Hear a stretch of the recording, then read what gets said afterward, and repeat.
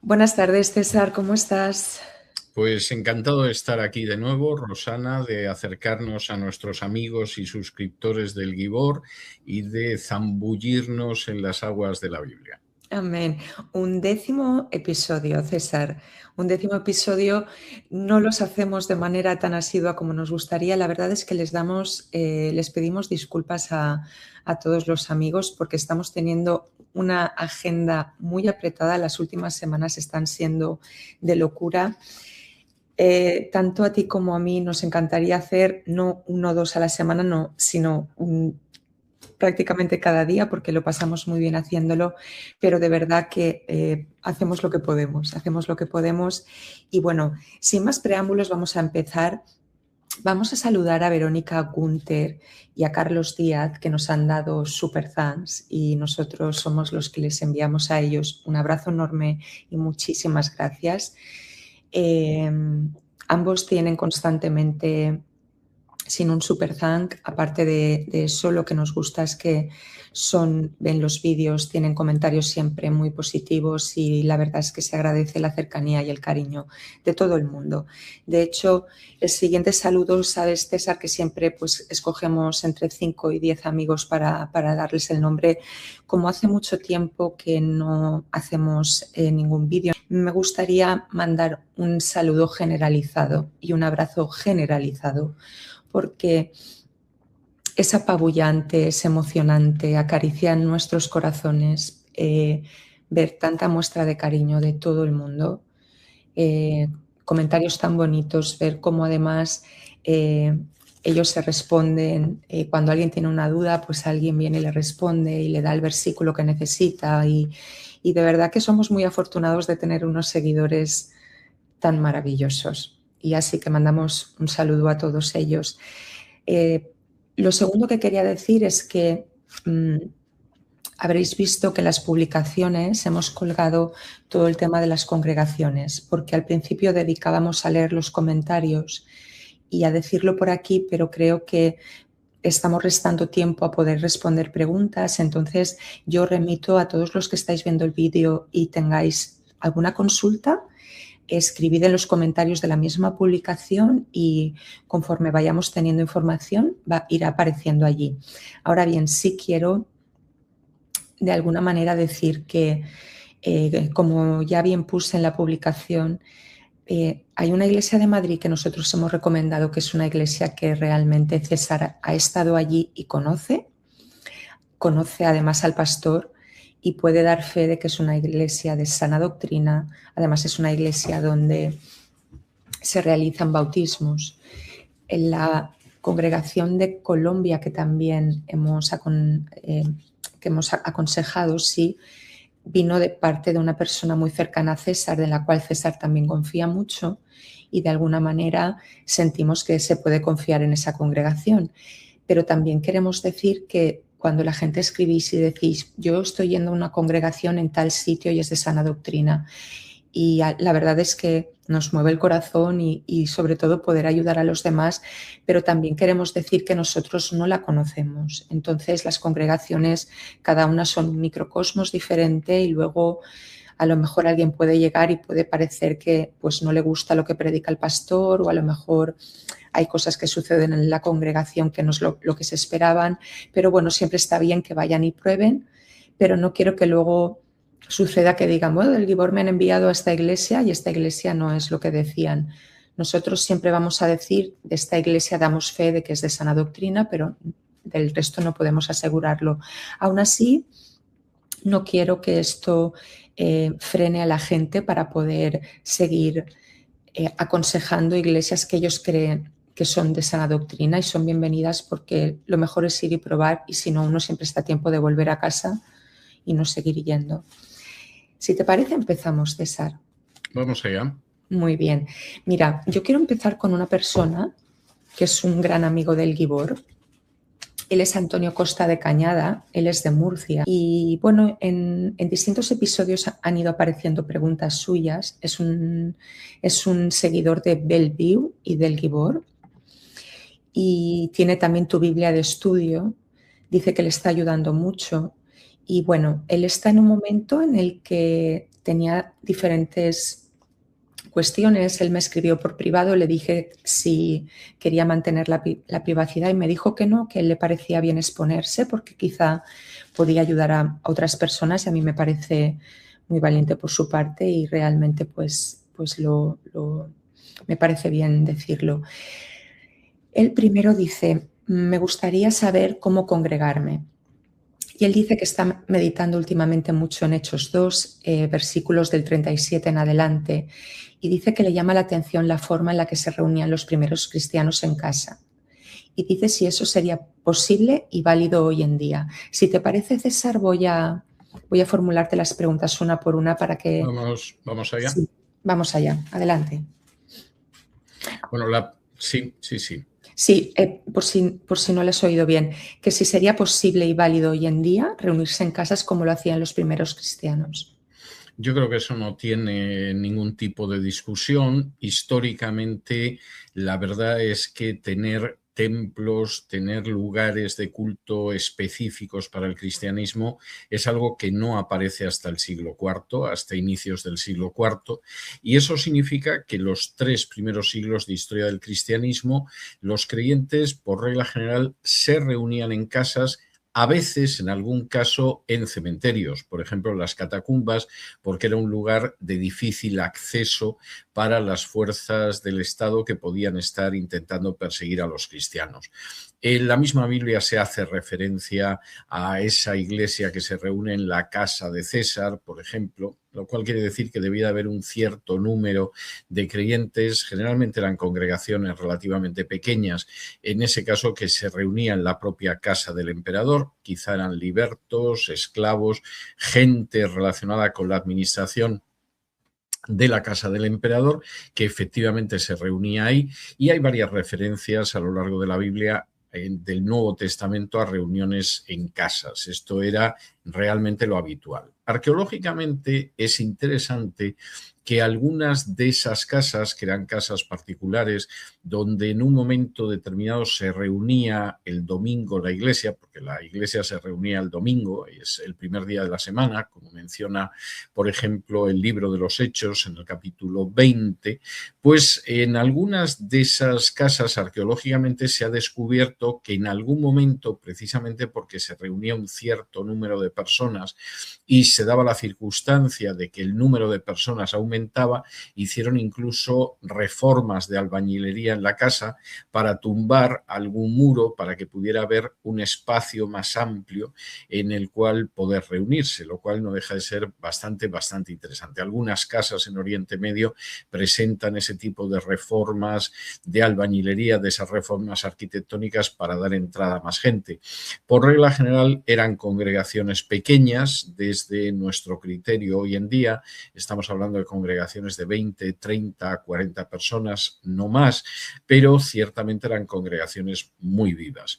¿Eso es algo obligatorio? No, no es algo obligatorio. Por supuesto que la gente se puede reunir en una iglesia, en un local grande, se puede reunir en cualquier sitio donde efectivamente se dirijan a Dios en oración, lo puedan alabar, escuchen su palabra, etcétera. Es decir, el lugar es algo absolutamente accesorio. Pero yo creo que vamos a ir yendo en las próximas décadas hacia un fenómeno cada vez mayor de iglesias caseras e iglesias más pequeñas, e incluso creo que el fenómeno de las macroiglesias, de las grandes iglesias, ya ha empezado a dar señales de agotamiento. Esto no quiere decir que vayan a desaparecer el año que viene.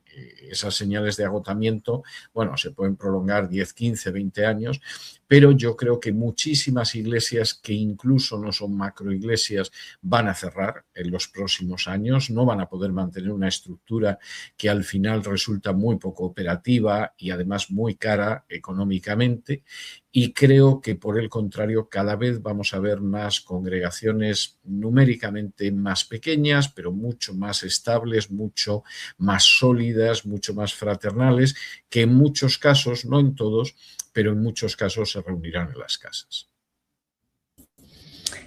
Muy bien, la segunda pregunta que plantea es sobre si es posible y válido acudir a una ermita católica si el mensaje está centrado en Cristo. Y él nos explica que su entorno familiar es católico, aunque no comparten todas las doctrinas, como por ejemplo la confesión sacerdotal. Dice nuestro amigo, con ellos puedo compartir el mensaje de Jesús, aunque en algunas cuestiones tengamos discrepancia. Con ellos estoy tratando de fomentar las reuniones en casas para orar, estudiar la Biblia, partir el pan, comer y compartir experiencias de la vida, de momentos sin éxito. Bueno, vamos a ver, yo creo que el hecho de ir a una reunión en una parroquia católica poco va a aportar, porque de hecho esa misma parroquia católica es una parroquia que ya está totalmente contaminada, que ya está totalmente inficcionada por la idolatría, por el hecho de rendir culto a seres que no son el único Dios, que es el único que merece culto, y por el hecho de la predicación de doctrinas que son contrarias a la Biblia. Eso me parece que son hechos objetivos. Ahora bien, para ser lo más ecuánime y lo más justo posible, yo tengo que decir que he conocido grupos católicos que en un momento determinado decidieron ponerse a estudiar la Biblia, generalmente en casas, y que son grupos que a medida que fueron avanzando en la Biblia acabaron saliendo de la Iglesia Católica. Ese es un fenómeno que yo he visto en multitud de ocasiones. No conozco un solo grupo católico que se haya puesto a estudiar la Biblia medianamente en serio y que haya seguido allí dentro, sino que por regla general lo que se ha producido es una salida masiva de esa gente de la Iglesia Católica. Conozco iglesias evangélicas en España y conozco iglesias evangélicas, sobre todo en Hispanoamérica, que empezaron como pequeños grupos caseros católicos que querían avanzar en el conocimiento de la Biblia, que fueron descubriendo el mensaje de la Biblia y cómo se distancia muchísimo de la Iglesia Católica, o más bien la Iglesia Católica del mensaje de la Biblia, y que acabaron saliendo y convirtiéndose en iglesias evangélicas. Y esto es algo que sobre todo en Hispanoamérica ha sido muy común durante décadas y que ha venido a veces incluso de la mano de movimientos católicos que pretendían regresar a la Biblia, como es el caso de la Renovación Carismática Católica. La Renovación Carismática Católica surgió en Estados Unidos por inspiración del movimiento pentecostal y fundamentalmente del libro La Cruz y el Puñal de David Wilkerson. Pretendían crear una renovación dentro de la Iglesia Católica, pero finalmente sucedió lo que pasa con todos los movimientos de renovación dentro de la Iglesia Católica, que o acaban siendo domesticados y se quedan dentro de la Iglesia Católica con todo lo que de antibíblico tenga, o que siguen profundizando en la Biblia y acaban fuera de la Iglesia Católica. Y en ese sentido, yo he conocido gente así tanto en España como en Hispanoamérica, sobre todo en Hispanoamérica, que empezaron a estudiar la Biblia, que la estudiaban de una manera íntegra y con decencia y con sinceridad de corazón, y por supuesto acabaron saliendo de la Iglesia Católica. Y es muy posible que estos grupos a los que se refiere nuestro amigo, pues en un momento determinado, si se toman en serio realmente el estudiar la Biblia, acabarán recorriendo ese camino. Bueno, pues como él preguntaba si podían reunirse en casas y además ya lo está haciendo, tiene la oportunidad también de guiar, ¿no?, a su familia en todo ese proceso. Ojalá suceda. César, la última pregunta de Antonio es sobre el bautismo. Dice, me gustaría bautizarme de verdad, pero en las iglesias protestantes cercanas a mi hogar exigen firmar una membresía y permanecer a modo de club religioso. ¿Sería posible ser bautizado por cualquier hermano en la fe ya bautizado sin acudir a una iglesia local? ¿O por el contrario, podría bautizarme con otra persona en las mismas condiciones que yo? Es decir, bautizarnos mutuamente. Nos dice, gracias por vuestra atención, bendiciones. Muchísimas gracias a ti, Antonio, y espero que estas preguntas, las respuestas de César te ayuden. Un abrazo. Bueno, vamos a ver, históricamente el bautismo se ha ido relacionando cada vez más con la acción de un ministro religioso, en la Iglesia Católica el sacerdote, en una iglesia de una denominación evangélica el pastor, y para mucha gente esto tendría que ser así. La verdad es que no es así en la Biblia. Es decir, en la Biblia no encontramos que necesariamente tenga que ser un ministro el que en un momento determinado bautiza a una persona, ni mucho menos, e incluso ha habido gente que, teniendo un papel muy importante en la difusión del Evangelio, sin embargo, no se dedicaba a bautizar. El propio Pablo, escribiendo a los Corintios, les dice que el bautizar, que bautizó muy pocos, a una familia, y que piensa que no muchos más. O sea que esa es una construcción posterior que no necesariamente está mal, pero que tampoco tiene un grado de exigencia bíblica. Tampoco lo tiene el hecho de que si una persona se bautiza, pues tiene que convertirse en miembro de esa iglesia y firmar una especie de compromiso de continuidad. No hay nada de eso en la Biblia en ningún sitio. No digo que necesariamente esté mal, pero son requisitos que no están propiamente en el Nuevo Testamento. Yo creo que cualquier persona en un momento determinado puede bautizar a otra persona. Esto, dicho sea de paso, la misma Iglesia Católica lo reconoce, que el bautismo es el único sacramento que puede administrar cualquier fiel. Bueno, pues en peligro de muerte, en determinadas situaciones de necesidad puede ser así, aunque seguramente la mayoría de los católicos lo ignoran, pero es así incluso en la Iglesia Católica y con mucha más razón en iglesias evangélicas. Esto me parece bastante claro.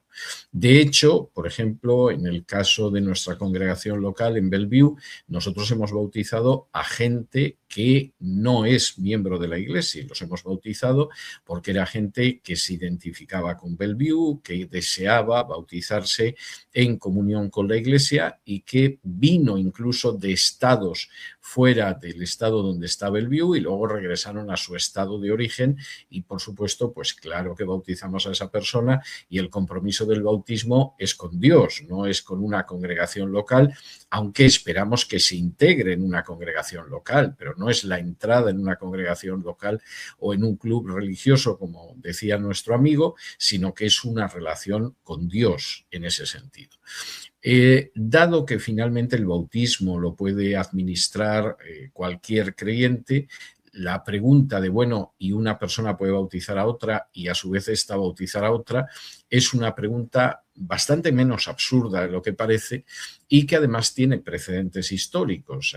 Hay un caso clarísimo que es el de los primeros anabautistas en el siglo XVI, que estudiando la Biblia se dan cuenta de que el bautismo solo puede ser un bautismo de adultos sobre la base de una confesión de fe, pero ninguno de ellos ha recibido ese bautismo. Y de hecho quieren ser obedientes a la palabra de Dios, recibir un bautismo de adultos, y no tienen a nadie que los pueda bautizar, con lo cual en una reunión hay uno que bautiza a otro, el otro le bautiza a él y a continuación bautizan a otras personas que reciben ese bautismo neotestamentario, ese bautismo bíblico.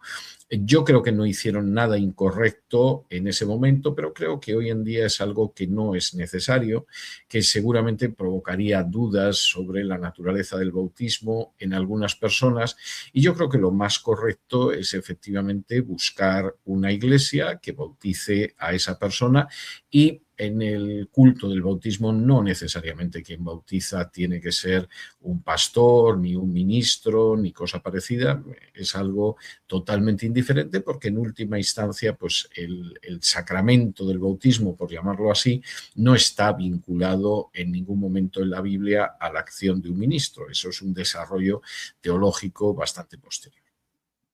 Muy bien, siempre puede ir a la Iglesia de Madrid, hacer una excursión con su amigo, ¿verdad? A la iglesia que hemos recomendado. Esperamos que te haya podido ayudar, Antonio. César, la siguiente pregunta es la misma que la anterior, por lo tanto no tiene sentido que la vuelva a decir, pero no puedo no leer esta pregunta porque es de un paisano tuyo, casi vecino. ¿De acuerdo? Vale. José Antonio Garreta, al que le mandamos un abrazo enorme, dice: hola, Iglesia de Bellevue. Esto es el Gibor, José Antonio, pero no pasa nada porque somos Bellevue y el Gibor es un mismo cuerpo. Les escribo desde España y más concretamente desde Madrid, distrito Puente de Vallecas, muy cerca de donde vivió don César. Lo primero que tengo que hacer es agradecerles que este canal funcione como lo hace, porque de esta manera mi conocimiento de la Biblia es mucho mejor. Ojalá pudiese acudir presencialmente a la iglesia de Bellevue. Bueno, sería una bendición para nosotros, José Antonio. No lo dudes, que te esperaremos con los brazos abiertos si vienes. Dice, voy a hacerles mi pregunta. ¿Solamente un pastor puede bautizar o lo puede hacer cualquier creyente? Se me olvidó decirles que llevo siguiendo a don César desde que trabajaba en COPE. Ojalá le hubiese conocido antes. Bendiciones. Dios te bendiga, José Antonio.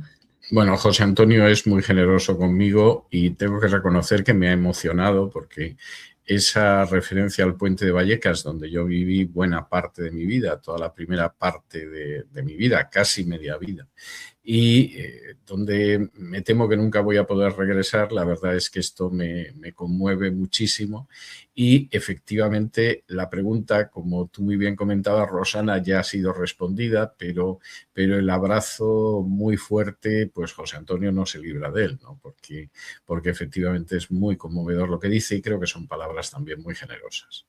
Así es. César Jesús Abdul nos dice, doctor Vidal, somos muchos los que asistimos a una iglesia que tiene a su vez un movimiento político y se practica la profecía como tema central del culto. ¿Puede una iglesia cristiana tener estas prácticas? Por favor, acláreme estas dudas. Vamos a ver, a mí me parece evidente que, por supuesto, entre la enseñanza que hay que dar en el curso de la Iglesia, porque se supone que la Iglesia, la congregación local, tiene que enseñar toda la Biblia en algún determinado momento, tiene que enseñar todo el consejo de Dios, pues evidentemente tendrá que enseñar Ezequiel y tendrá que enseñar Daniel y tendrá que enseñar Isaías, y esto es correcto. El problema es que lo que se suele decir que es enseñanza sobre la profecía en muchas iglesias no tiene punto de contacto con la profecía en la Biblia. Es una enseñanza que es verdaderamente antibíblica, que denota una ignorancia muy preocupante de lo que enseña la Biblia y que además se instrumentaliza políticamente. Es no todos, pero sí uno de los grandes problemas del dispensacionalismo. El dispensacionalismo es una escuela escatológica que no tiene ningún punto de contacto con la Biblia, aunque crean que sí. También lo creen los testigos de Jehová y los adventistas del séptimo día, que tienen una variedad de ese mismo cáncer espiritual que tiene el dispensacionalismo, que realmente interpreta de manera disparatada, incluso ridícula, los textos proféticos de la Biblia. Por ejemplo, va a Daniel y cuando Daniel está hablando de profecías que ya se cumplieron en el siglo II antes de Cristo sobre el rey del norte y el rey del sur, es decir, la dinastía seleucida en Siria al norte y la dinastía lágida en el sur, en Egipto, bueno, pues dicen que eso es Rusia y Estados Unidos. Bueno, eso es un disparate y es una vergüenza que realmente se enseñen cosas así. Llegan a la profecía de las 70 semanas, que es una profecía que siempre el pueblo de Dios ha sabido que se cumplió en el siglo I en su totalidad, y se inventan una semana 70 que está en el futuro con el anticristo, con la construcción del tercer templo, es decir, una serie de disparates que no tienen la menor base bíblica y que se intentan construir con una imaginación calenturienta y tomando un texto de aquí y un texto de allá. Y esto ya es muy grave, porque es utilizar la palabra de Dios de mala manera, es repetir cosas que son falsas. Es muy grave también porque el dispensacionalismo es un sistema que originalmente crean dos jesuitas que se llamaban Lacunza y Rivera para ir en contra de la reforma protestante del siglo XVI. Es muy grave porque ese dispensacionalismo se difunde finalmente a través de la Biblia de Scofield, que era un personaje de más que dudosa moralidad y que esa Biblia fue apoyada desde el principio por un banquero judío que se llamaba Untermeyer, que era sionista, que por supuesto quería envenenar con el sionismo a los cristianos en Estados Unidos y que además era luciferino, pertenecía a una sociedad secreta y de hecho el jardín de Untermeyer, todavía que existe en Nueva York, está lleno de símbolos ocultistas. Un asesino en serie de Estados Unidos que se llamaba el hijo de Sam, pues cuando iba a asesinar gente iba a inspirarse al jardín de Untermeyer. Es decir, todo esto descalifica totalmente, sobre todo desde la perspectiva bíblica, al dispensacionalismo. Pero lo grave es que el dispensacionalismo se ha difundido primero en Estados Unidos y después desde Estados Unidos en otros países porque tiene un contenido político muy claro y es un contenido de defensa del sionismo que es totalmente contrario a las Escrituras, que sigue pensando que los judíos son el pueblo de Dios aunque no crean en Cristo, cuando la Biblia dice claramente que aquellos que no han creído en Jesús son arrancados, son cortados, son extirpados de Israel y que por el contrario aquellos que han creído en Jesús, aunque sean gentiles, aunque sean goín, aunque no sean judíos, han sido injertados en el pueblo de Israel. Esa es la enseñanza bíblica. Bueno, pues evidentemente el dispensacionalismo no lo hace y luego tiene una instrumentalización política que es la de justificar todo lo que haga el Estado de Israel, aunque sea criminal. El Estado de Israel no solamente está perpetrando ahora mismo una limpieza étnica verdaderamente terrible en el Líbano, no solo lleva años perpetrando un genocidio en Gaza, y esto lo reconocen hasta judíos e israelíes que son expertos en genocidio, sino que además el Estado de Israel es la capital del movimiento homosexual en el Mediterráneo. La ciudad que por antonomasia es la capital del movimiento gay, ya no solo en el Mediterráneo, en el continente asiático, es Tel Aviv. Y en estos momentos el Ministerio de Turismo del Gobierno de Israel está patrocinando un gran encuentro homosexual que tendrá lugar este verano y que va a tener lugar en el lugar donde estuvieron Sodoma y Gomorra, que fueron ciudades destruidas por Dios por razones que no voy a repetir aquí porque creo que todo el mundo las conoce. De manera que efectivamente esa utilización del Nuevo Testamento, de la Biblia en general, de una manera que no se corresponde con el mensaje de la Biblia y que además se hace para justificar lo injustificable y que además implica que se cree que hay dos pueblos de Dios, uno que cree en Jesús y otro que no cree en Jesús y lo niega y blasfema contra Jesús, pues es absolutamente inaceptable. Y desgraciadamente es algo que se da en algunas iglesias para vergüenza de esas iglesias, tengo que decirlo. Josefa Pérez dice, en Hebreos Jesús no niega la restauración del reino de Israel, solamente cuestiona los tiempos, no niega el hecho en sí, lo cual es una profecía en sí. Vamos a ver, yo creo que el texto al que se refiere es al de Hechos, no a Hebreos, sino a Hechos, y concretamente el texto que cita nuestra amiga es el siguiente. Hechos, capítulo 1 y versículos 6 y 7, donde dice lo siguiente, o 6 en adelante. Entonces los que se habían reunido le preguntaron diciendo, Señor, ¿restaurarás el reino a Israel en este tiempo? Y les dijo, no os toca a vosotros saber los tiempos o las sazones que mi Padre puso en su sola potestad, pero recibiréis poder cuando haya venido sobre vosotros el Espíritu Santo y me seréis testigos en Jerusalén, en toda Judea, en Samaria y hasta lo último de la tierra.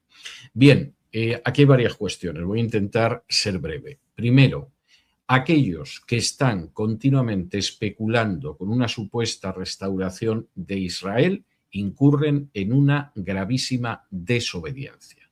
Aquellos que se dedican a lanzar fechas, aunque sean aproximadas, de la segunda venida de Cristo, del arrebatamiento, etcétera, están perpetrando una gravísima desobediencia contra las enseñanzas de Jesús. La enseñanza de Jesús dice que los tiempos y las sazones están en la sola potestad del Padre y que los tiempos y las sazones se da la circunstancia que son solo cosa del Padre, no es cosa vuestra, y lo que vosotros tenéis que hacer es testificar, ser testigos de mí, no de una supuesta restauración de un Estado en Israel. Primera cuestión que me parece importante. Y los que siguen ese camino desobedecen gravemente la enseñanza de Jesús y tendrán que responder al Señor por haber desobedecido de una manera tan reiterada y tan testaruda. Segunda cuestión que me parece tremendamente importante. ¿De qué reino está hablando aquí Jesús? Es decir, nuestra amiga nos dice, bueno, pero esto es una profecía que se va a cumplir. Segunda cuestión, Esto no tiene nada, absolutamente nada que ver con el Estado de Israel. Absolutamente nada, por más que ese Estado de Israel pretenda que es Israel. ¿Y por qué decimos esto? Porque en la Biblia Israel no es jamás una entidad política formada por gente que desobedece a Dios, sino que por el contrario, Israel para Dios está formada única y exclusivamente por aquellos que creen en Jesús.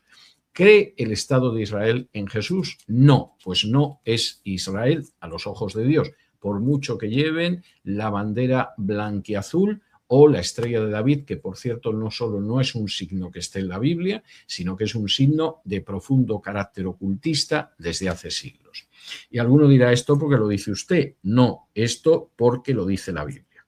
En Hechos 3, apenas un par de páginas después de este pasaje que hemos leído de Hechos, lo que dice Pedro es lo siguiente. Hechos 3 y versículos del 18 en adelante dice: pero Dios ha cumplido así lo que había antes anunciado por boca de todos sus profetas, que su Cristo había de padecer. Así que arrepentíos y convertíos para que sean borrados vuestros pecados, para que vengan de la presencia del Señor tiempos de refrigerio, y Él envía a Jesucristo que os fue antes anunciado, a quien de cierto es necesario que el cielo reciba hasta los tiempos de la restauración de todas las cosas, de que habló Dios por boca de sus santos profetas que han sido desde tiempo antiguo.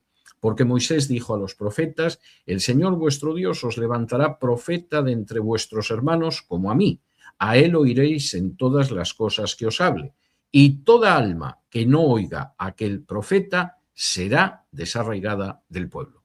La enseñanza que Pedro pronuncia aquí se basa en lo que establece el libro de Deuteronomio capítulo 18. Dios va a levantar a un profeta, igual que me ha levantado a mí, Moisés levantará un profeta en referencia al Mesías. Aquellos que no escuchen al Mesías son desarraigados de Israel, dejan de ser Israel.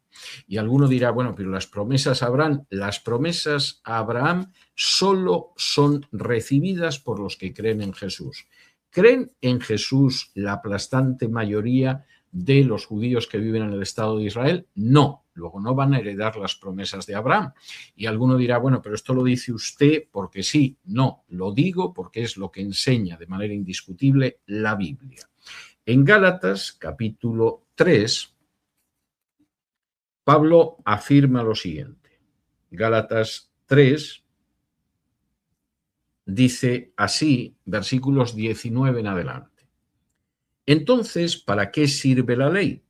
Fue añadida a causa de las transgresiones hasta que viniese la simiente a quien fue hecha la promesa, y fue ordenada por medio de ángeles en mano de un mediador. Y el mediador no lo es de uno solo, pero Dios es uno. Luego, ¿la ley es contraria a las promesas de Dios? En ninguna manera, porque si la ley dada pudiera vivificar, la justicia fuera verdaderamente por la ley. Mas la Escritura lo encerró todo bajo pecado, para que la promesa que es por la fe en Jesucristo fuese dada a los creyentes. Pero antes que viniese la fe, estábamos confinados bajo la ley, encerrados para aquella fe que iba a ser revelada.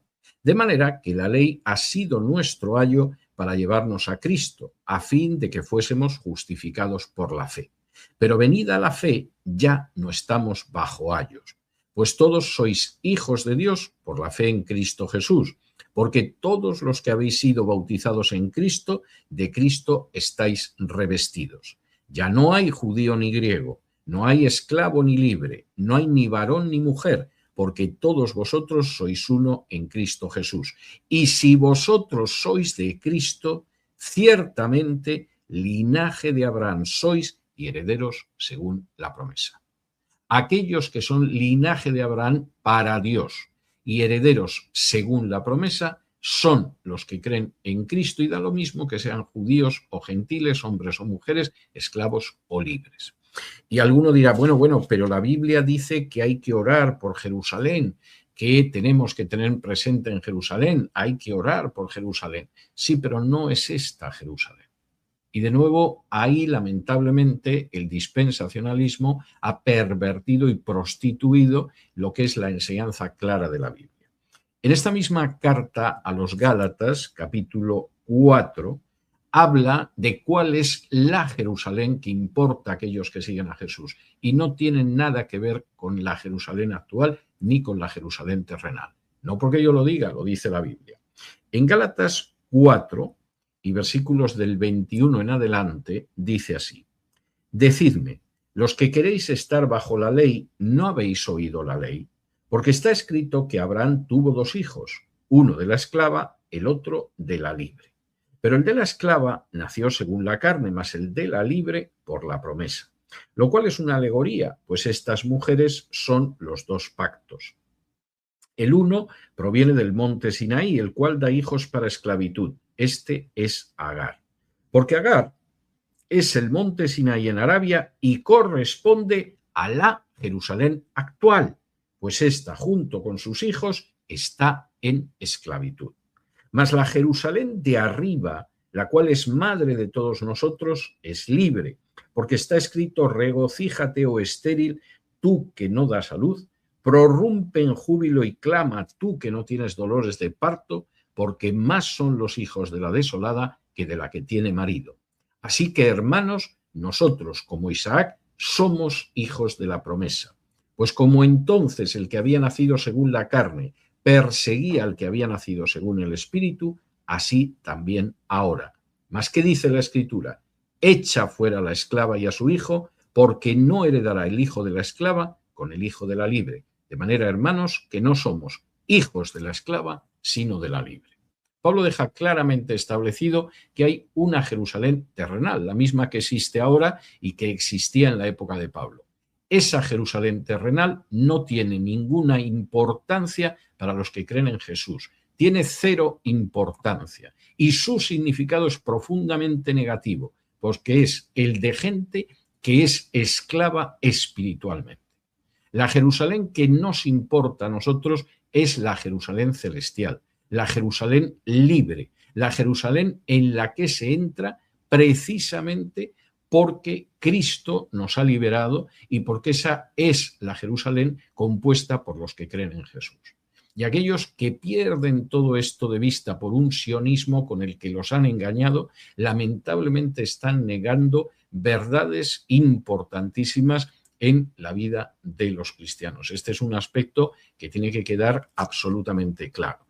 Y, por supuesto, y esto es otra cuestión evidente, pero yo reconozco que con la mala enseñanza que se da en escatología en no pocas iglesias, pues seguramente hay gente que esto le puede sonar a chino, le puede sonar absolutamente novedoso, le puede sonar como algo que está diciendo este señor. La realidad es que el reino de Dios no es algo futuro, sino que el reino de Dios ya ha llegado, cosa que muchísima gente desconoce y se deja engañar por aquellos que efectivamente les cuentan hasta las fechas en que va a llegar ese reino de Dios. Y alguno dirá, pero eso lo dice usted. No, eso lo dice el propio Cristo. Si me acompañan ustedes al Evangelio de Lucas, capítulo 11, Lucas 11 y versículo 20, dice así Jesús discutiendo con fariseos, que luego serían la base del judaísmo posterior, del judaísmo que aparece en el Talmud. Y lo que dice es tremendamente evidente. Dice así en Lucas 11 y versículo 20, está hablando Jesús. Mas si por el dedo de Dios echo yo fuera a los demonios, ciertamente el reino de Dios ha llegado a vosotros. No dice el reino de Dios va a llegar dentro de 20 siglos. Y además va a ser un estado de judíos que escupen sobre Jesús y que niegan a Jesús como Mesías. No. ¿Cómo va a decir Jesús semejante disparate? Por mucho que haya gente ahora que lo repite. Jesús anuncia la enseñanza de la Biblia. Y es que el reino de Dios ha llegado ya con él. Y eso se puede ver en el hecho de que él expulsa a los demonios por el dedo de Dios. Y si tienen ustedes un conocimiento mínimo de las parábolas del reino en el Evangelio, verán que el reino no es algo que va a aparecer dentro de 2000 años. Es algo que ya vino con Jesús, que se va desarrollando a lo largo de la historia y que se consumará al final de la historia. Y por eso se compara con un campo donde se ha sembrado en un momento determinado cizaña. Y a lo largo de la historia el trigo y la cizaña crecen juntos, pero habrá un momento en que se separen. O por eso se compara con una red barredera que va cogiendo peces malos y peces buenos, pero que al final separará a los malos y a los buenos. O por eso se compara con una predicación que es el sembrador, que se produce ya en el siglo I. En todas las ocasiones Jesús no dice esto se parece al reino que será dentro de 2000 años, sino que dice el reino de los cielos es semejante en presente a lo que aparece en estas parábolas. Siento haberme extendido un poco, pero creo que la pregunta era una muy buena pregunta y exigía poder responderla sobre la base de la Biblia. Sí, totalmente. Y de hecho te voy a compartir un mensaje. Ahora no recuerdo el apellido, sé que se llama Carmen, que es de España, y me dijo que te dijera que por favor que no acortes las preguntas, que está muy bien que te alargues porque así queda claro y aprenden. Y al final, como lo que queremos es aprender, yo también creo que, bueno, pues que si te alargas es porque consideras que necesitas extenderte y matizar todo lo que necesites. Pues esa es una sugerencia peligrosa, pero la tendré en cuenta de todas formas. Edinson Constanzo nos dice: saludos desde Chile, muy interesante todo lo relacionado con Israel, pero quería preguntar, ¿qué son entonces los 144.000 sellados que salen en el Apocalipsis? Muchas bendiciones para ustedes.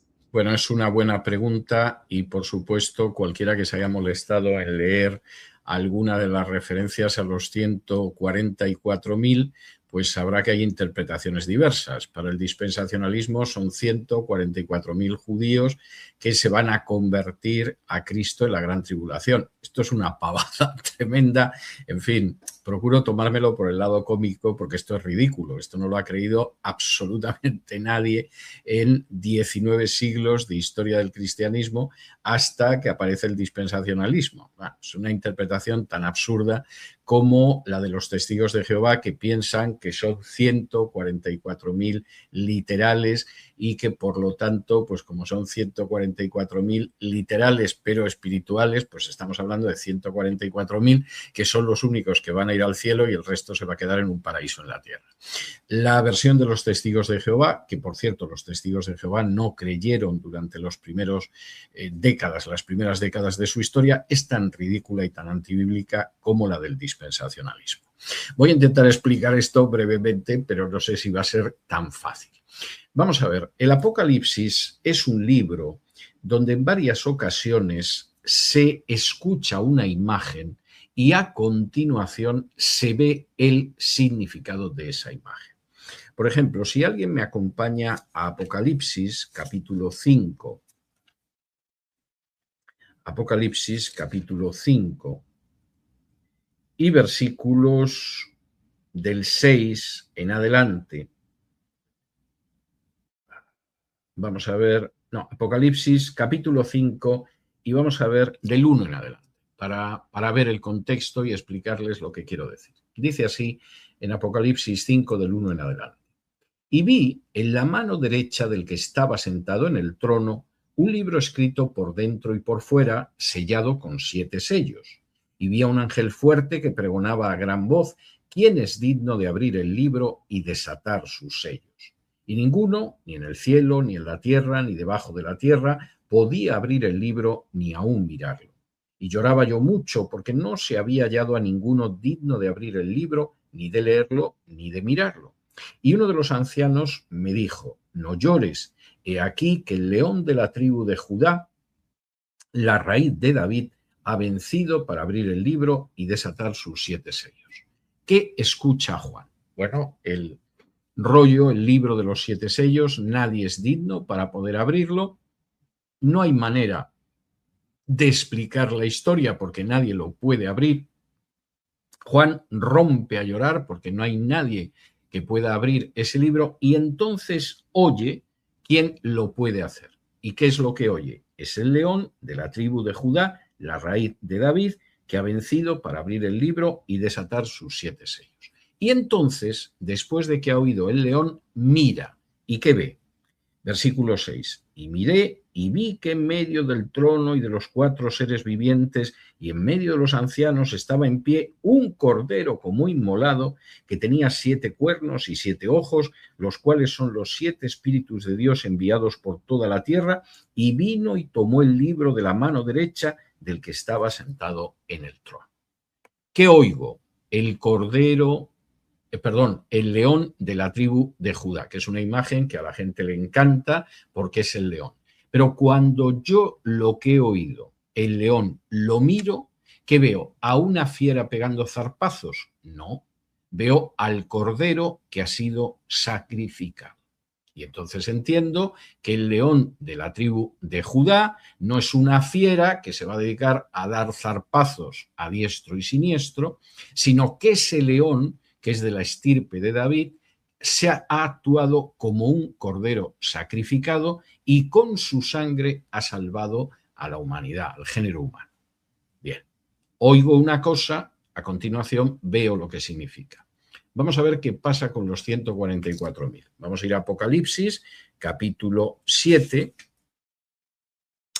y dice lo siguiente, versículo 4. Y oí el número de los sellados, 144.000 sellados de todas las tribus de los hijos de Israel. De la tribu de Judá, 12.000 sellados, de la tribu de Rubén, 12.000 sellados, etc. Esto es lo que oigo. ¿Y qué veo cuando miro? Después de esto miré, y he aquí una gran multitud, la cual nadie podía contar, de todas naciones y tribus y pueblos y lenguas, que estaban delante del trono en la presencia del Cordero, vestidos de ropas blancas y con palmas en las manos, y clamaban a gran voz diciendo: la salvación pertenece a nuestro Dios, que está sentado en el trono, y al Cordero. Cuando yo oigo el león de la tribu de Judá, oigo, si no me fijo bien en lo que viene a continuación, me creo que el león, pues eso, a fiera alentelladas. Pero cuando miro aquello que he oído, ¿qué veo? Un cordero que ha sido sacrificado, Cristo. Cuando yo oigo 144.000 pertenecientes a Israel, eso oigo. Pero cuando miro, ¿qué veo? Una gran muchedumbre de todo pueblo, nación, tribu, lengua, etc. Los 144.000 no son 144.000 judíos y mucho menos 12.000 de cada tribu, porque las tribus de Israel han desaparecido desde hace milenios, no siglos, milenios. Aquí de lo que estamos hablando es de un símbolo, un Israel espiritual y un Israel que además es descrito con cifras simbólicas de la Biblia, 12 por 12 por 1000. ¿Por qué 12 por 12 por 1000? Porque 12 siempre es el número de la organización de Dios.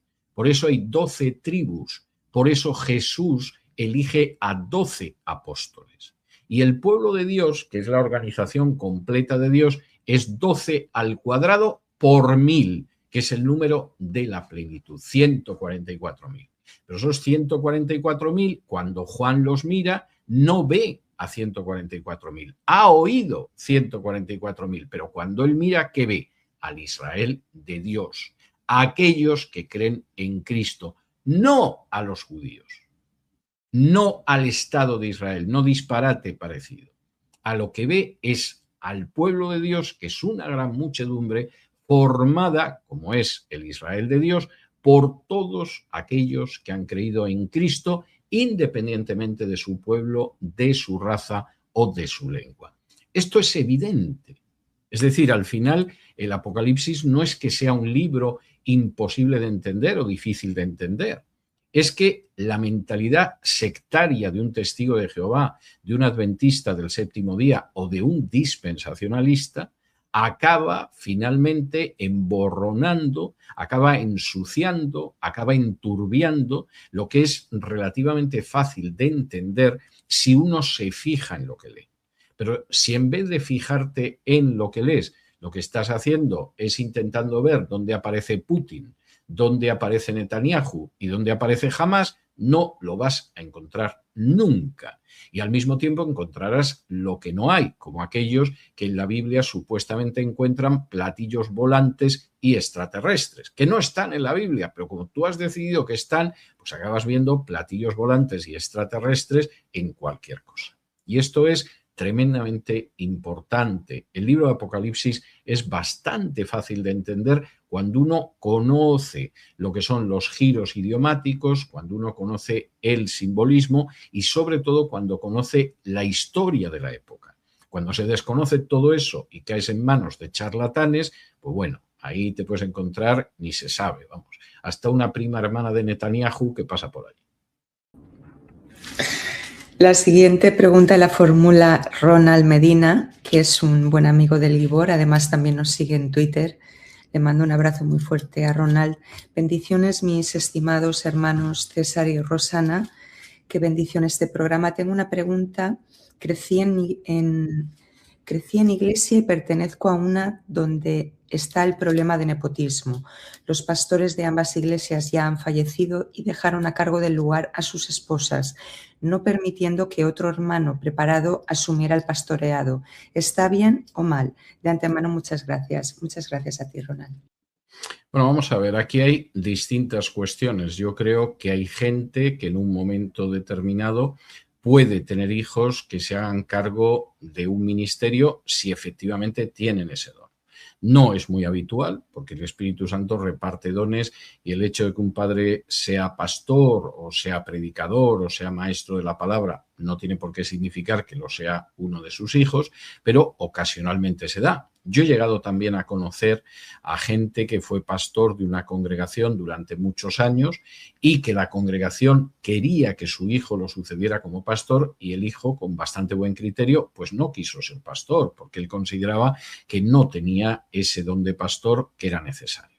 De modo que esta es la primera cuestión. En principio, el hecho de que alguien que sea familiar del pastor pueda sustituirlo, no tiene por qué significar nada en sí bueno o en sí malo, sino que ahí hay que atender al hecho de si tiene un don o no. Esa es la primera cuestión. Segunda cuestión, y eso sí es muy importante, y es el hecho de aquellas personas que acaban constituyendo un ministerio que es un negocio familiar. Y entonces la iglesia es el equivalente a abrir una fábrica de bicicletas o abrir un despacho de abogados. Igual que el abogado que ha abierto un despacho se lo deja a su hijo, lo cual es totalmente lícito, o el que ha abierto una fábrica de bicicletas deja el negocio a los hijos, pues hay gente que considera que la iglesia es un negocio y por lo tanto la tiene que heredar su familia. Y eso sí que es no tolerable y eso sí que es no bíblico. Y eso es algo que tiene que quedar claro. Y, por supuesto, eso deriva directamente del hecho de que el ministerio para muchas personas es una profesión y es la manera con la que se ganan la vida. Y claro, cuando se parte de esa idea, si efectivamente esto es mi profesión, si la iglesia es mía, no del Señor, sino que es mía, pues claro, yo se la dejo a quien quiero, igual que si yo me compro un automóvil y mañana me muero, pues le puedo dejar el automóvil a quien me parezca, a mi mujer, a mis hijos o al asilo de loros tartamudos. Esto es así. Y eso sí es muy grave. Y es muy grave porque implica una visión del ministerio que es una visión profesionalizada, que es una visión asalariada y que es una visión además donde se da la circunstancia de que finalmente, como es mío, se lo dejo a quien quiero. Y eso no solamente no es bíblico, sino que es antibíblico. Ahora, el hecho de que puedan existir lazos de parentesco en sí no es ni bueno ni malo. Eso tiene que quedar determinado por los dones que tiene cada persona y por el hecho de si efectivamente la congregación lo acepta o, por el contrario, a la congregación se lo imponen de la misma manera que a los trabajadores de una fábrica les impones cuál va a ser el nuevo director general, les guste o no les guste. Muy bien. Juá 3141 dice: muy buenas y gracias por la luz que dais. En Santiago 2.24 no cambia el mensaje tan repetido por Pablo, sobre todo por el orden en que los cita Santiago. Gracias. No, pero me parece muy bien que se cite ese pasaje. Vamos a ir a Santiago 2:24. En un momento determinado, Pablo, y no hay nada más que ir pues a textos como Efesios 2 del 8 al 10, como a la carta a los romanos, como a la carta a los gálatas, es un gran enseñador, un gran maestro de la justificación por la fe sin las obras, y es un gran maestro de cómo la salvación es por gracia a través de la fe, y la justificación es solo por la fe sin las obras. Esto es algo que Pablo enseña de manera contundente, pero que en un momento determinado lo que sucede es que Santiago parece que niega eso y, por ejemplo, en el caso de la Iglesia Católica, tergiversa lo que dice el texto de Santiago para afirmar eso. Y dice aquí lo siguiente, Santiago capítulo 2, y es muy interesante lo que dice Santiago. Dice así, versículo 22. ¿No ves que la fe actuó juntamente con sus obras y que la fe se perfeccionó por las obras? Y se cumplió la escritura que dice, Abraham creyó a Dios y le fue contado por justicia y fue llamado amigo de Dios. Vosotros veis, pues, que el hombre es justificado por las obras y no solamente por la fe. La interpretación católica sería la de aquí veis que el hombre no solo es justificado por la fe, sino también por las obras. Pero el texto no dice eso. El texto no está diciendo que Abraham es justificado por las obras. De hecho, cita de Génesis 15, donde se dice que Abraham creyó y fue contado por justicia su fe, fue justificado por la fe. El texto lo que dice es que nosotros, para ver que alguien ha sido justificado, no lo vemos solo por la fe, sino que lo vemos por las obras. Y es distinto. Santiago en ningún momento dice que uno es justificado por las obras más la fe, sino que vosotros veis que una persona es justificada no solo porque veis su fe, sino porque veis sus obras. Y eso es verdad. Cuando una persona cree en Cristo y es justificado por la fe, nosotros, que no podemos ver el corazón de las personas, salvo excepcionalmente si el Señor nos concede esa gracia, pues bueno, podemos creer que efectivamente esa persona ha sido justificada por la fe. Pero es algo que tenemos que imaginar, realmente no tenemos acceso a su corazón para saberlo. ¿Cómo vemos, que es el verbo que utiliza aquí Santiago, que esa persona ha sido justificada por la fe? Bueno, pues lo vemos por las obras. No porque las obras le justifiquen, sino porque las obras nos permiten ver esa justificación a través de la fe que se ha producido con anterioridad. De ahí la importancia de insistir en el ves, el veis, etcétera, que utiliza Santiago. Y esto es verdad. Cuando yo puedo ver, porque yo soy un ser humano, no soy el Dios omnisciente que ve el corazón de las personas, ¿cómo puedo yo ver que una persona ha sido justificada por la fe? Pues por las obras. Si yo efectivamente veo que una persona ha cambiado de vida, si veo que da los frutos propios de la conversión, si veo que es una persona obediente, yo veo que efectivamente se ha producido una justificación que es por la fe.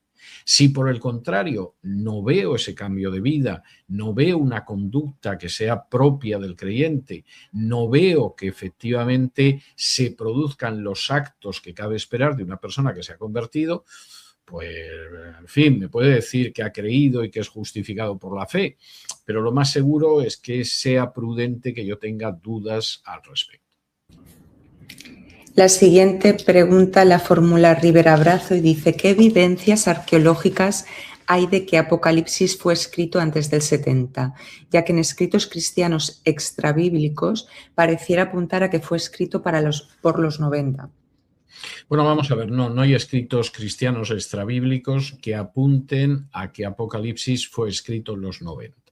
La idea de que Apocalipsis se escribió en los 90 es una idea que va de la mano del dispensacionalismo, porque claro, el libro de Apocalipsis hay que interpretarlo ya en los 90, cuando ya se destruyó el templo, cuando ya tuvo lugar la gran persecución neroniana contra los cristianos, y entonces así te puedes inventar que va a haber un tercer templo, que se va a reconstruir en la semana 70 de Daniel y otros disparates propios del dispensacionalismo.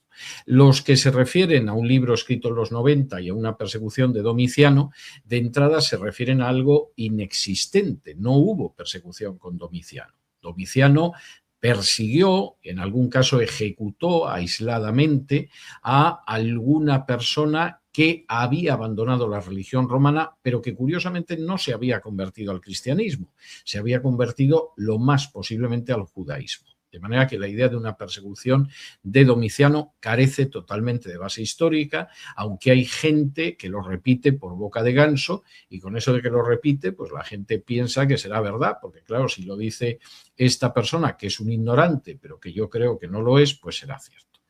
El Apocalipsis contiene mucha evidencia interna de estar escrito antes del año 70. Voy a mencionar 4 aspectos en este sentido, 4 argumentos del propio libro de Apocalipsis que me parece que son importantes, aunque quisiera aprovechar para recomendar a nuestro amigo que se matricule del curso de Apocalipsis en Teshuvá, donde se tratan estas y otras cuestiones de manera más amplia. Aquí me voy a limitar a 4 argumentos, pero podría dar muchos más argumentos que desarrollo en ese curso de Apocalipsis de Teshuvá. Primer argumento.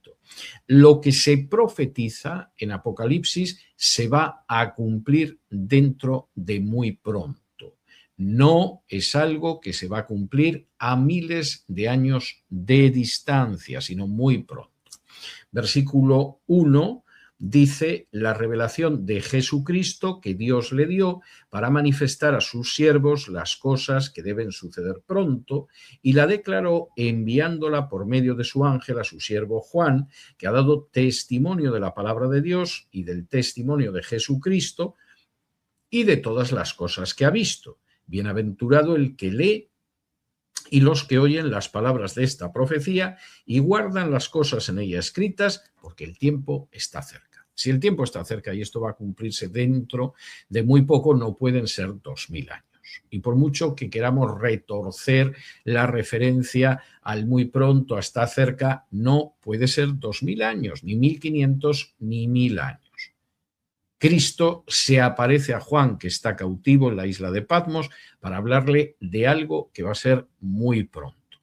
¿Qué significa muy pronto? Pues hombre, muy sencillo. El Apocalipsis te permite ver la época en la que es la profecía, y esa época es los años 60 del siglo I. ¿Y por qué podemos decir esto con tanta seguridad? Bueno, pues vamos a ir a Apocalipsis y versículos del capítulo 17 y versículos del 9 al 11, que efectivamente están hablando de las cabezas de la bestia, que no es otra cosa que el Imperio Romano. Y dice lo siguiente. 9. Esto para la mente que tenga sabiduría. Las 7 cabezas son 7 montes sobre los cuales se sienta la mujer, y son 7 reyes. 5 de ellos han caído. Uno es, y el otro aún no ha venido, y cuando venga es necesario que dure breve tiempo. Aquí una referencia clara a cuándo va a ser esto. ¿Cómo lo sabemos?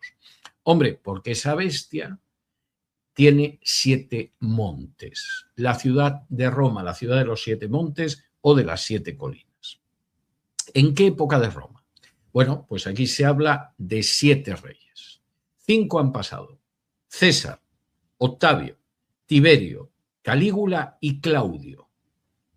Uno es Nerón y otro va a venir por poco tiempo, Galba. Cuando Nerón se suicida, quien se convierte en emperador es Galba, pero duró apenas pocos meses, poco tiempo.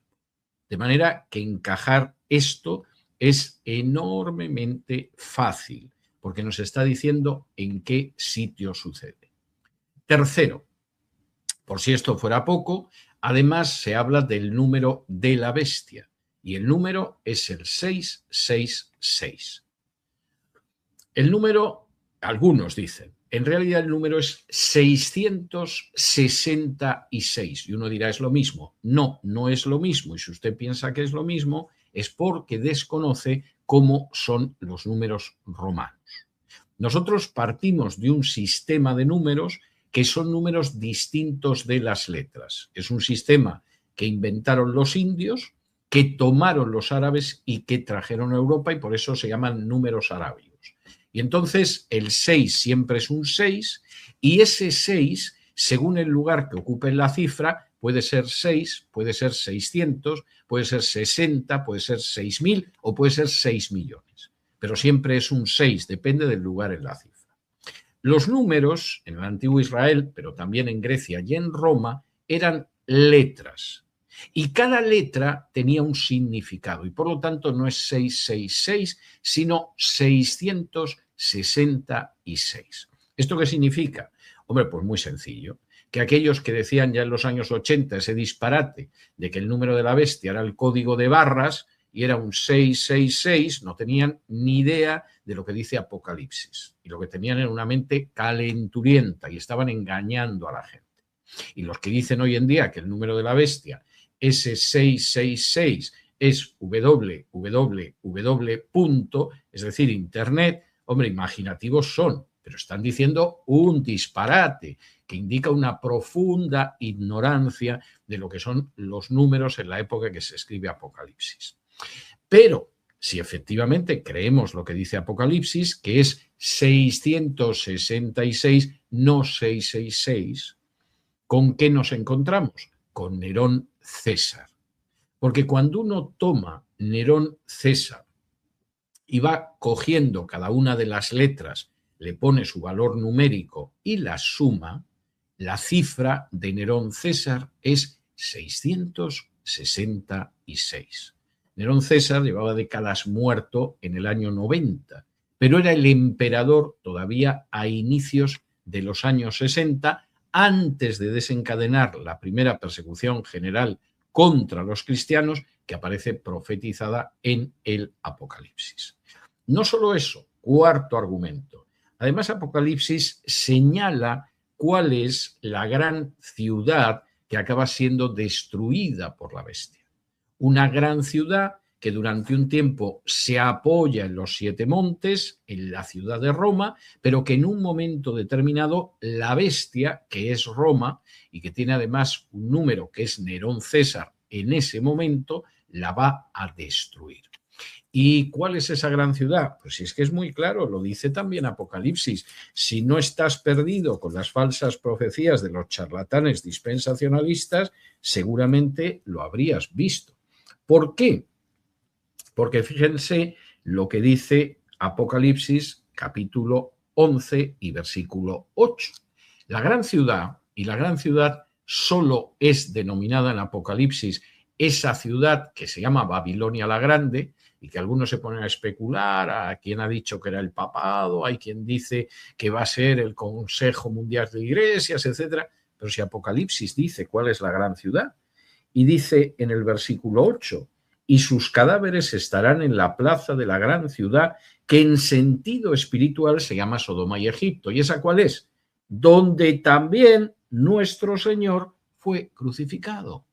La gran ramera que va a destruir la bestia, cuyo número es Nerón César, se da la circunstancia de que es Jerusalén, la ciudad donde Jesús fue crucificado. Y esto se cumplió, hombre, esto se cumplió matemáticamente, porque en un momento determinado, esa gran ramera, esa gran ciudad donde fue crucificado Jesús, Jerusalén, esa gran ciudad que se apoyaba en las 7 colinas de Roma, porque para matar a Jesús en quien se apoyó fue en el gobernador romano Pilato, y para mantenerse en el poder el Sanedrín se apoyaba en el poder de Roma, esa gran ciudad fue destruida por la bestia, por Roma. ¿Cuándo? En el año 70 después de Cristo. y inmediatamente después de la caída de Nerón. Y cuando vino un emperador más breve, como dice claramente Apocalipsis 17, que fue el emperador Galba. De tal manera que el libro de Apocalipsis, que contiene distintas profecías, insisto, bastante más fáciles de entender de lo que parece, siempre que leas el libro y conozcas el vocabulario. Si te dejas llevar por el dispensacionalismo, jamás entenderás Apocalipsis. Entrarás en una especie de escatología ficción. Recoge una serie de profecías que se pronuncian en los años 60 y que se cumplen entre el año 63 y el 70. Y ahí encaja tanto lo que es la herida de la bestia, cuando Nerón se suicida, como la persecución de los cristianos desencadenada por Nerón, como la destrucción de esa ciudad adúltera y sanguinaria que es Jerusalén. Y en este sentido, el libro de Apocalipsis es muy claro y solamente se puede haber escrito, como muy tarde, a inicios de los años 60, para que se cumplieran las profecías de los 60 y del año 70. Si el libro se hubiera escrito en el año 90, sería un fraude, porque haría aparecer como profecías cumplidas lo que todavía estaba por cumplir, como dice el versículo 1, muy pronto, porque el tiempo está cerca. Esto es evidentísimo, pero claro, hay que saber historia, hay que conocer el vocabulario bíblico, hay que conocer las expresiones idiomáticas propias de los judíos, y si no se conoce esto, bueno, pues claro, en Apocalipsis puede aparecer, vamos, hasta la final de la NBA, si a eso vamos. Que se matriculen en el curso de Apocalipsis, ¿verdad, César? De Teshuvá, que les va a bendecir mucho y les ayudará a entender muchísimas cosas. Yo creo que en ese sentido es de las mejores cosas que podrían hacer. E insisto, acabo de resumir 4 argumentos sencillos. El libro de Apocalipsis, cuando se entiende, está lleno de argumentos que muestran que es un libro que solo pudo escribirse a inicios de los años 60, porque el libro de Apocalipsis tiene muchísimas claves que hablan de Roma, que hablan de ese Israel de la época de los años 60, de esa Jerusalén de la época de los años 60. Claro, está lleno de simbolismos porque era la manera de poder trasladar el mensaje con seguridad. Exacto. Exactamente. Vamos a ir terminando, César. José Montoya, de Medellín, Colombia, cuando estuvo viendo el vídeo donde hablábamos de todo el funcionamiento de Bellevue, le sorprendió que no tuviéramos un pastor que administra la congregación. Y entonces dice, me gustaría que alguien me explique más acerca de esto. Gracias. Gracias a ti, José. Un abrazo. Bueno, es muy sencillo de entender. Vamos a ver, el modelo de gobierno eclesial del Nuevo Testamento lamentablemente es muy poco común. ¿Qué hay en el Nuevo Testamento como un modelo eclesial? No un pastor a secas, un pastor solo.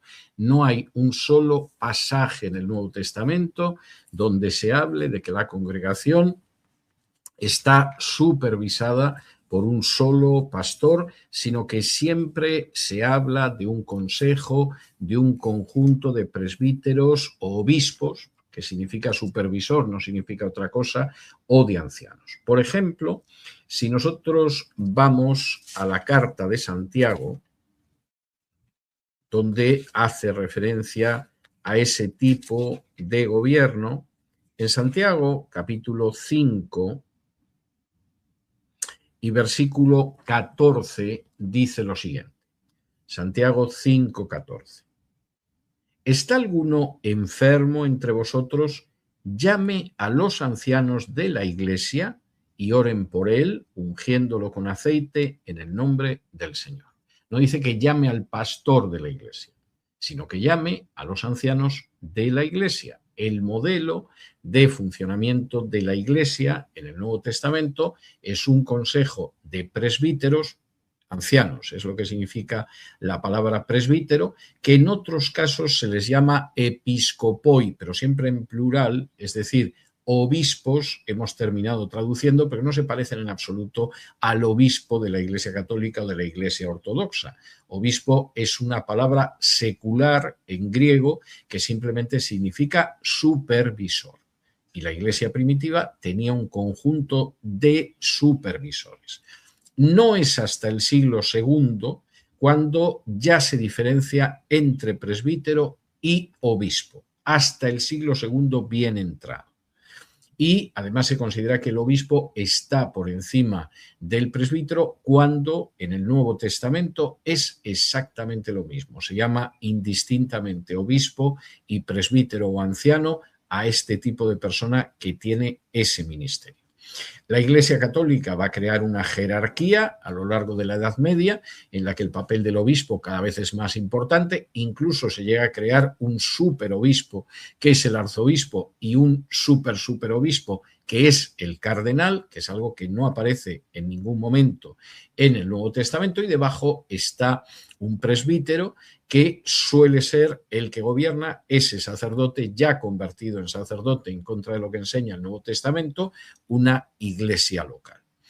Cuando llega la Reforma, evidentemente, en muchos casos, ese sacerdote, ese párroco, ese presbítero se convierte en pastor, enseña la palabra de Dios, se puede casar, como la Biblia dice que se pueden casar los obispos, pero en última instancia se sigue con ese gobierno monárquico, como llaman algunos, de la Iglesia. A veces el pastor es electivo, a veces lo designa el obispo, en fin, esto varía, pero es una sola persona. Ese modelo no es el modelo que encontramos en el Nuevo Testamento. En el Nuevo Testamento es un consejo de supervisores, por decirlo de alguna manera, donde además la gente que forma parte de ese consejo es porque de acuerdo a sus dones ha sido reconocido por la Iglesia en el ejercicio de esos dones y forma parte del consejo. Y entonces, efectivamente, esa es la situación que aparece en la Biblia. Hay denominaciones que funcionan de esa manera también y es el modelo que hemos seguido en Bellevue. En Bellevue siempre hemos querido seguir única y exclusivamente el modelo de la Iglesia y no otro, que aparece en el Nuevo Testamento. Por eso no hay ministros asalariados, por eso la gente que forma parte del consejo, por supuesto, es elegida por la congregación en cuanto al reconocimiento de los dones que tiene y por eso no hay un solo pastor ni lo va a haber. Esta es la historia, pero no por capricho, no por innovación, no por hacer algo que sea una moda distinta, sino por obedecer de una manera estricta lo que enseña el Nuevo Testamento. Bueno, César, pues yo creo que igual nos podemos despedir aquí. No quiero abusar más de tus fuerzas y tu día.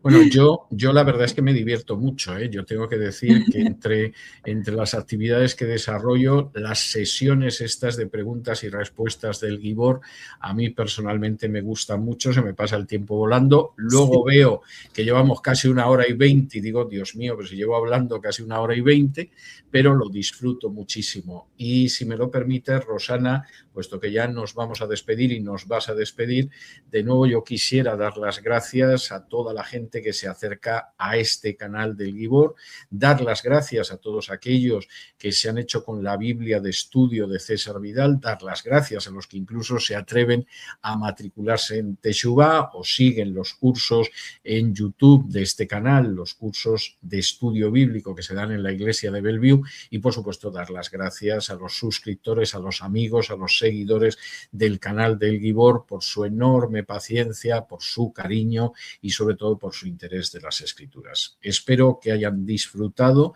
de esta nueva sesión y espero que hasta que nos volvamos a encontrar, que Dios los bendiga. Amén.